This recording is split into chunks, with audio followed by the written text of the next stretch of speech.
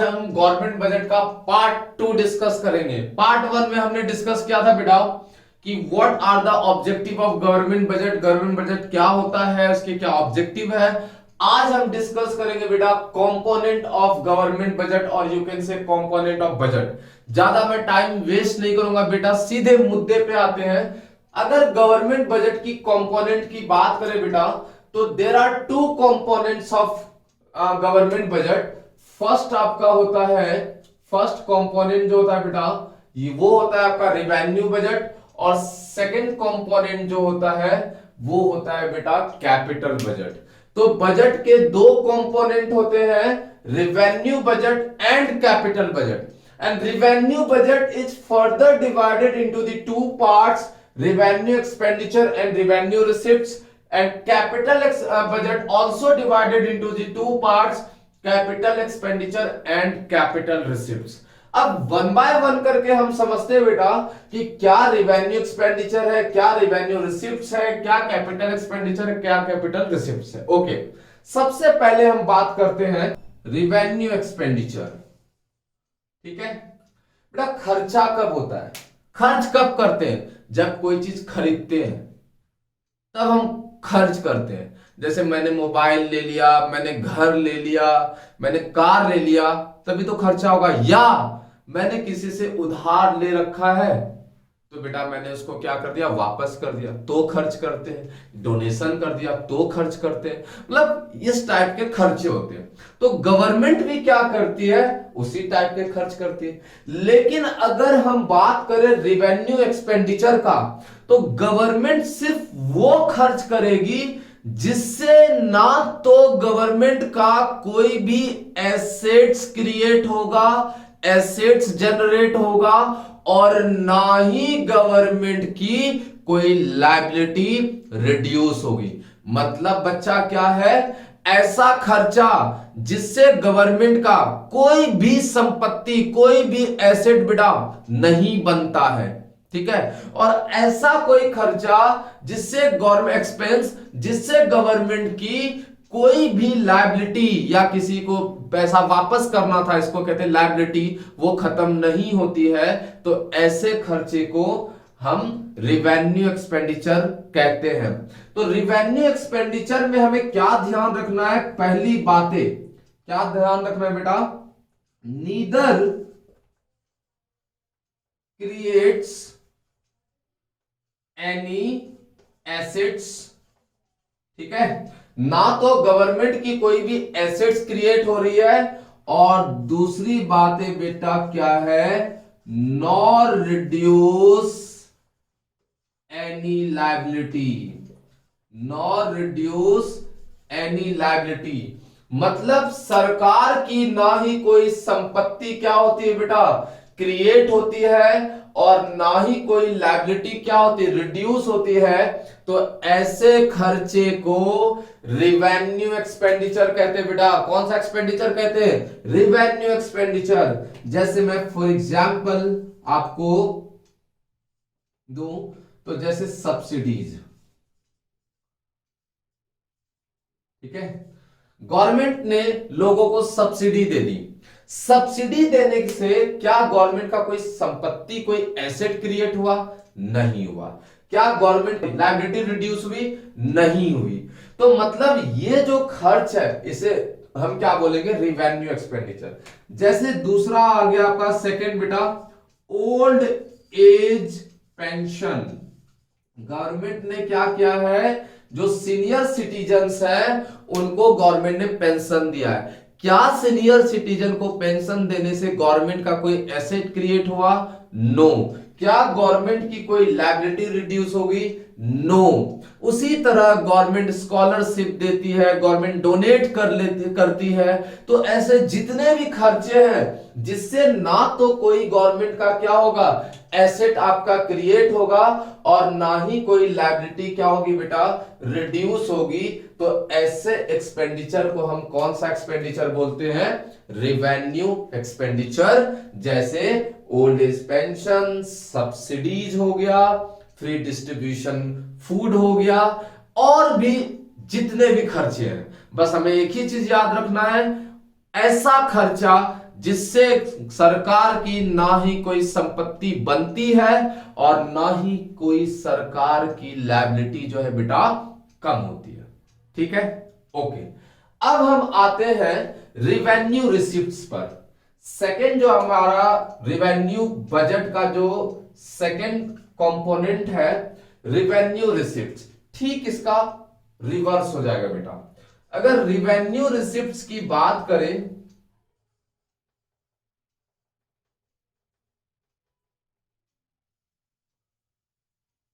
तो इसका भी कहानी इसी तरह है बेटा। इससे भी सरकार की रिसिप्ट, एक बात बताइए, रिसिप्ट कब होता है, पैसे कब आता है? या कोई चीज हम बेच देते हैं तब पैसे आएगा, या किसी से हमने बोला भाई दे देना उधार तब पैसे आएगा। ठीक है, मतलब पैसे आने के सोर्स दो ही है, या आपने कोई चीज बेचा है या आपने किसी से उधार लिया है, किसी से बोरो किया है अमाउंट को। तो यहां पर बेटा क्या है, रिवेन्यू रिसिप्ट में ठीक उल्टा है। ठीक है, मतलब आपने अगर कोई भी चीज बेचा तो है, ठीक है, लेकिन वहां पर आपकी संपत्ति में कोई कमी नहीं होनी चाहिए। मींस रिवेन्यू रिसिप्ट वो रिसिप्ट है जो सरकार की ना तो कोई संपत्ति में कमी करती, neither reduce in assets, neither reduce in assets और nor increase in liability, nor increase in liability. ठीक इसी प्रकार का है बेटा, इसी टाइप का है। रिवेन्यू रिसिप्ट्स उस रिसिप्ट्स को कहा जाता है जिससे सरकार की ना ही कोई संपत्ति कम होगी, पैसा आएगा लेकिन सरकार कोई एसेट नहीं बेचेगा, या जिससे सरकार की कोई लायबिलिटी क्रिएट नहीं होगी, पैसा आएगा लेकिन सरकार को वापस नहीं करने होंगे। तो ऐसे रिसिप्ट्स को हम क्या कहते हैं, रिवेन्यू रिसिप्ट्स कहते हैं बेटा। ऐसे रिसिप्ट्स को क्या कहते हैं, रिवेन्यू रिसिप्ट्स। रिवेन्यू रिसिप्ट बच्चा, रिवेन्यू रिसिप्ट्स आपके टू टाइप के होते हैं। अगर रिवेन्यू रिसिप्ट्स की बात करें, रिवेन्यू रिसिप्ट्स की बात करें तो रिवेन्यू रिसिप्ट बेटा आपके दो तरीके के होते हैं। कितने तरीके के होते हैं बेटा, दो तरीके के।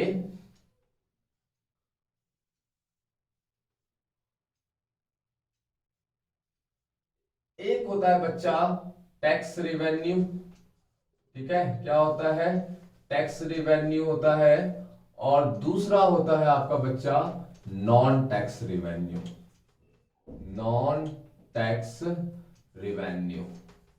तो बेसिकली रिवेन्यू रिसिप्ट्स आपके दो तरीके के होते हैं, एक होता है टैक्स रिवेन्यू, दूसरा होता है नॉन टैक्स रेवेन्यू। अगर सरकार पब्लिक से टैक्स लेती है तो क्या सरकार ने प्रॉमिस किया है भाई आपसे आज टैक्स ले रहा हूं कल टैक्स वापस दे दूंगा? नो, मतलब सरकार ने आपसे कोई वादा नहीं किया है, मतलब सरकार की कोई भी लायबिलिटी जो है इंक्रीज नहीं हुई है, क्रिएट नहीं हुई है। और सरकार को अगर टैक्स मिला है, क्या सरकार की कोई संपत्ति घटी? नहीं, लोगों से टैक्स आया भाई। ठीक है, तो मतलब ऐसे रिवेन्यू को क्या कहते हैं, ऐसे रिसिप्ट्स को क्या कहते हैं, रिवेन्यू रिसिप्ट्स कहते हैं। टैक्स की बात करें बेटा तो दो प्रकार के टैक्स होते हैं। एक होते हैं डायरेक्ट टैक्स। क्या होता है बच्चा? डायरेक्ट टैक्स होता है, जैसे मैं एग्जांपल दूं डायरेक्ट टैक्स का, तो जैसे कि आपका इनकम टैक्स हो गया, इनकम टैक्स हो गया, ठीक है, जैसे कि वेल्थ टैक्स हो गया, ठीक है, जैसे कि प्रॉपर्टी टैक्स हो गया, ठीक है। तो ये बच्चे जितने भी टैक्स होते हैं, इन टैक्स को एटसेट्रा, इन टैक्स को हम क्या कहते हैं, सॉरी प्रॉपर्टी नहीं, जैसे कि कॉर्पोरेशन टैक्स हो गया, ठीक है। तो ये जितने भी टैक्स होते हैं बेटा, इन सबको क्या कहा जाता है? डायरेक्ट टैक्स कहा जाता है। मतलब मैं अगर बताऊं तो डायरेक्ट टैक्स वो टैक्स है जिसका बर्डन आप किसी और पर्सन पर ट्रांसफर नहीं कर सकते हैं। डायरेक्टली अगर आपने इनकम जनरेट किया है तो टैक्स भी आपको देना पड़ेगा। मैंने कमाया, टैक्स मुझे ही भरना पड़ेगा। मेरी बिजनेस है, मैंने प्रॉफिट जनरेट किया, टैक्स मुझे ही भरना पड़ेगा। मेरे पास बहुत सारा संपत्ति है, तो मुझे ही उस संपत्ति का टैक्स देना पड़ेगा, तो ऐसे टैक्स को कहते हैं डायरेक्ट टैक्स। उसके बाद सेकंड है बच्चा इनडायरेक्ट टैक्स। कितने हैं? Indirect tax. बेटा इनडायरेक्ट टैक्स पहले तो बहुत टाइप के हुआ करता था, 23 तरीके के 17 टाइप्स के जो है इनडायरेक्ट टैक्स होते थे। Sales tax, VAT and sales tax both are same thing. Sales tax होता था बेटा, एंटरटेनमेंट टैक्स होता था, सर्विस टैक्स होता था, ऐसे काफी सारे टैक्स होते थे। लेकिन सरकार ने इन टैक्स को एक साथ करके क्या कर दिया? GST, goods and services tax. तो बेसिकली बेटा यहां पर क्या होता है, टैक्स जो आपका यहां पर जो टैक्स रेवेन्यू होगा वो दो तरीके से होता है, डायरेक्ट टैक्स और इनडायरेक्ट टैक्स। ये जो इनडायरेक्ट टैक्स है बेटा, ये जो जीएसटी है, ये बेसिकली किस पे चार्ज होता है? GST charged on production and sale of goods. तो बेसिकली बेटा जीएसटी किस पे चार्ज होता है? प्रोडक्शन और सेल ऑफ गुड्स। जब कोई गुड्स प्रोड्यूस करते हैं या सेल करते हैं तो उस पे क्या होता है? जीएसटी चार्ज होता है। तो सरकार को एक टैक्स रेवेन्यू से इनकम जनरेट होता है। और मैं एक बात बताऊं आपको बेटा, सरकार का सबसे ज्यादा इनकम जो आता है वो टैक्स रेवेन्यू से आता है। नॉन टैक्स रेवेन्यू से इनकम काफी कम आता है। तो जो भी इनकम आएगा बेटा वो सरकार का कहां से आता है? Tax revenue. तो टैक्स कितने होते हैं? दो, डायरेक्ट और इनडायरेक्ट। नॉन टैक्स रेवेन्यू की बात करें तो इसमें आपका आ जाता है फी। जैसे कि आप कोर्ट जाते, कचहरी जाते हैं, वहां पर जज को या कुछ सरकारी कागजात के लिए, पेपर्स के लिए आपको कुछ पेमेंट करना पड़ता है, दैट इज कॉल्ड फी। और भी गवर्नमेंट बहुत सारे एक्टिविटीज होते हैं जहां पर आपको पेमेंट करना पड़ता है, उसको कहते हैं फी। उसके बाद क्या होता है भाई? पेनल्टी। क्या होता है? पेनल्टी। पेनल्टी क्या होता है बेटा? किसी का मर्डर कर दिया, सरकार ने आपके ऊपर जेल के साथ साथ पेनल्टी भी चार्ज कर दिया। या आपने कोई नियम का उल्लंघन किया है, रूल को ब्रेक किया है, तो सरकार ने आपके ऊपर जुर्माना ठोक दिया, तो इसको क्या कहते हैं? पेनल्टी कहते हैं। तीसरा क्या है बेटा? थर्ड है बच्चा एस चीट। क्या है? S cheat. ना मेरा कोई आगे है ना मेरा कोई पीछे है भाई, अकेला आया था, क्या लेकर के आया जग में क्या लेकर के जाओगे, मुठ बांध के आया जग में हाथ पसार के जाओगे। मतलब ना किसी का कोई आगे और ना किसी का बच्चा कोई पीछे।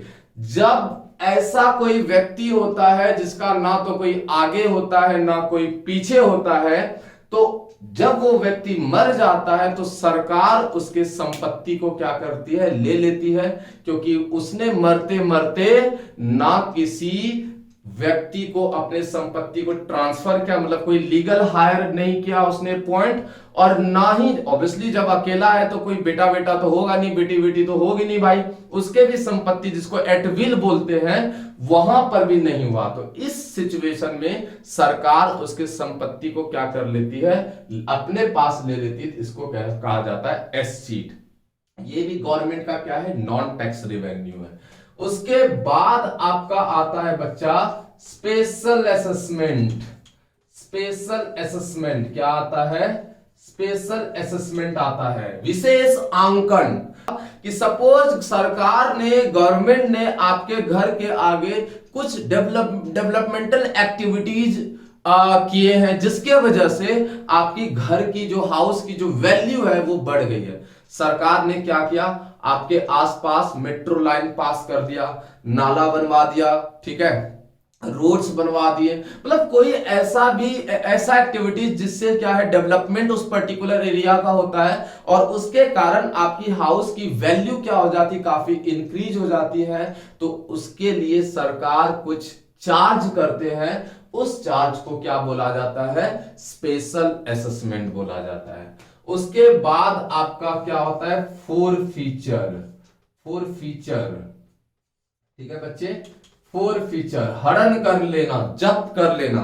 सरकार ने आपके ऊपर पेनल्टी लगाया लेकिन आपने उसकी पेनल्टी नहीं दी, सरकार ने आपके संपत्ति को फोरफीट कर लिया, जब्त कर लिया, तो उसी को क्या बोला जाता है बेटा? फोरफीचर। ठीक है, तो वापस नहीं मिलेगा, या तो पैसे दो तभी वापस मिलेगा। सरकार की कोई यहां पर संपत्ति नहीं बढ़ी है, ये तो आपका क्या है, एक रेवेन्यू, बाद में ऑक्शन में जाएगा वो।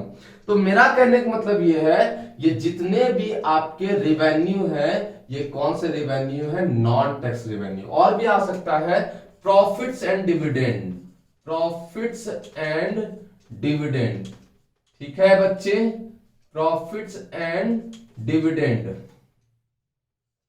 ठीक है। बहुत जैसे सरकार ने बहुत सारे कंपनीज में अपना शेयर्स जो है लगा रखा है, या बहुत सारे गवर्नमेंट जो है शेयर्स होते हैं, उन पे अगर प्रॉफिट होती है सरकार को तो उसको डिविडेंड कहते हैं, जैसे कि गेल हो गया, बेल हो गया, ये सब।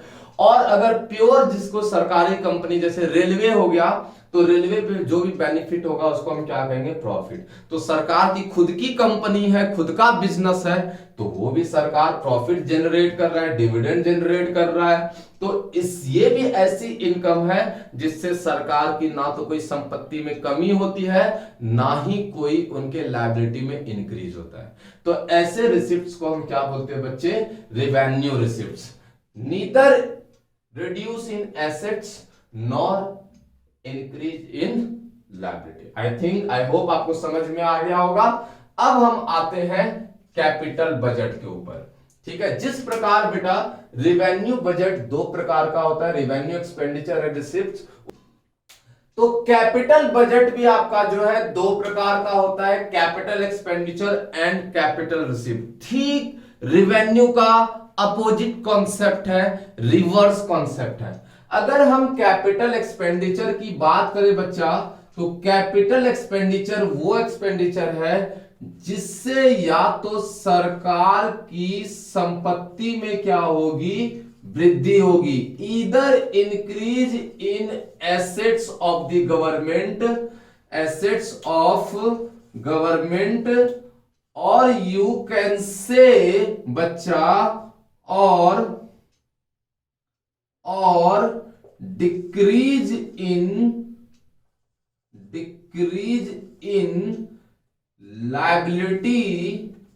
Liability of government. ऐसा खर्चा बेटा, ऐसा एक्सपेंस जिससे या तो सरकार की संपत्ति में क्या होती है, वृद्धि होती है, एसेट बढ़ता है, या जिससे सरकार का लायबिलिटी क्या हो जाता है, डिक्रीज हो जाता है, तो हम इसे क्या कहते हैं, कैपिटल एक्सपेंडिचर। अगर हम एग्जाम्पल दे बच्चे, जैसे कि for example construction of road हो गया, रेलवे हो गया, हॉस्पिटल्स हो गया, एटसेट्रा, हॉस्पिटल्स हो गया, इन सब का कंस्ट्रक्शन करवा रही है गवर्नमेंट, तो गवर्नमेंट की एसेट क्रिएट हो रहा है, गवर्नमेंट की संपत्ति बन रही है। तो ऐसे हम खर्चे को क्या कहते हैं, कैपिटल एक्सपेंडिचर। जैसे गवर्नमेंट हॉस्पिटल बना रही है, रोड बना रही है, रेलवे बना रही है बेटा, ब्रिज बना रही है, इससे सरकार की संपत्ति में क्या होती है, वृद्धि होती है, तो ऐसे एक्सपेंडिचर को कहते हैं कैपिटल एक्सपेंडिचर। और ऐसा खर्चा जिससे गवर्नमेंट की लायबिलिटी कम हो गई, जैसे कि आपका for example repayment of loan, ठीक है। गवर्नमेंट ने क्या किया, लोन जो लिया था, चाहे वो पब्लिक से, चाहे वो आरबीआई से, चाहे रेस्ट ऑफ वर्ल्ड से, जिनसे भी लोन लिया है उनका रीपेमेंट कर दिया, तो उनका दायित्व, उनकी जो लायबिलिटी है वो कम हो गई। तो ऐसे एक्सपेंस को हम क्या कहते हैं, कैपिटल एक्सपेंडिचर कहते हैं। क्या कहते हैं बेटा, कैपिटल एक्सपेंडिचर। और अगर कैपिटल रिसिप्ट्स की बात करें, तो इसी प्रकार कैपिटल रिसिप्ट्स वो रिसिप्ट्स है either decrease in assets of the government और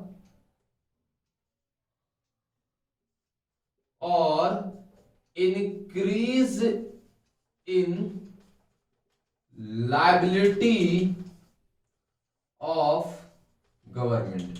ऐसा कोई रिसिप्ट जिससे सरकार की या तो संपत्ति कम हो गई है, ऐसे डिक्रीज हो गया है, जैसे बच्चा फॉर एग्जाम्पल डिसइन्वेस्टमेंट, डिसइन्वेस्टमेंट, ठीक है। डिसइन्वेस्टमेंट मींस होता है सरकार ने अपने शेयर्स को प्राइवेट सेक्टर में क्या कर दिया, बेच दिया है, सेल कर दिया है अपने शेयर्स को। सरकार की मान लीजिए कंपनी है, या सरकार ने जो है कंपनी है उसमें 100 करोड़ लगा रखा था, 50 करोड़ बोल दिया भाई प्राइवेट सेक्टर लाओ 50 करोड़ तुम्हें मैं आधा मालिक बना देता हूं, इसे बोला जाता है डिसइन्वेस्टमेंट। तो जब सरकार जो है बेटा अपने शेयर्स को बेच देती है प्राइवेट सेक्टर्स को, तो इसको क्या बोला जाता है, डिसइन्वेस्ट। तो सरकार की एसेट क्या होगी, कम होगी, तो इसे हम क्या कहेंगे, क्या कहेंगे, कैपिटल रिसिप्ट कहेंगे।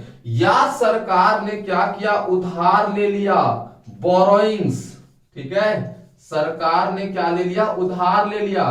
किससे उधार ले लिया, फ्रॉम, किससे, पब्लिक से भी ले सकती है सरकार उधार, या आप आरबीआई से भी ले सकती है सरकार उधार, ठीक है, जिसे सेंट्रल बैंक बोलते हैं, या रेस्ट ऑफ वर्ल्ड से सरकार उधार ले सकती है, ठीक है। तो अगर गवर्नमेंट जो है किसी से उधार लिया तो भाई वापस भी तो देना है, चुकाना भी तो है उसको वापस, तो इसका मतलब ये जो रिसिप्ट्स होगा कैपिटल। बहुत आसान है बच्चों, बहुत आसान है, सिंपल सा फंडा है। अगर ऐसा कोई इनकम जिससे गवर्नमेंट की एसेट क्या होती है, डिक्रीज होती है, या लायबिलिटी इंक्रीज होती है, ऐसे इनकम को कैपिटल रिसिप्ट्स कहेंगे। या ऐसा कोई एक्सपेंडिचर जिससे गवर्नमेंट का एसेट क्या होता है, इंक्रीज होता है, या लायबिलिटी क्या होती है, डिक्रीज होती है, कैपिटल एक्सपेंडिचर बोलेंगे। ठीक इसका रिवर्स आ जाते हैं, ऐसा कोई एक्सपेंडिचर जिससे सरकार की कोई संपत्ति में वृद्धि नहीं हुई है, एसेट इंक्रीज नहीं हुआ है, ना ही कोई लायबिलिटी डिक्रीज हुआ है, रिवेन्यू एक्सपेंडिचर। ऐसा कोई इनकम जिससे सरकार की ना तो एसेट डिक्रीज हुई है, ना ही लायबिलिटी इंक्रीज हुई है, रिवेन्यू रिसीव्ड्स। तो ये था बेटा आपका components of budget. Next part में हम पढ़ेंगे बेटा about the revenue deficit, physical deficit, primary deficit, ये सब क्या होते हैं, ठीक है। Thank you so much for watching.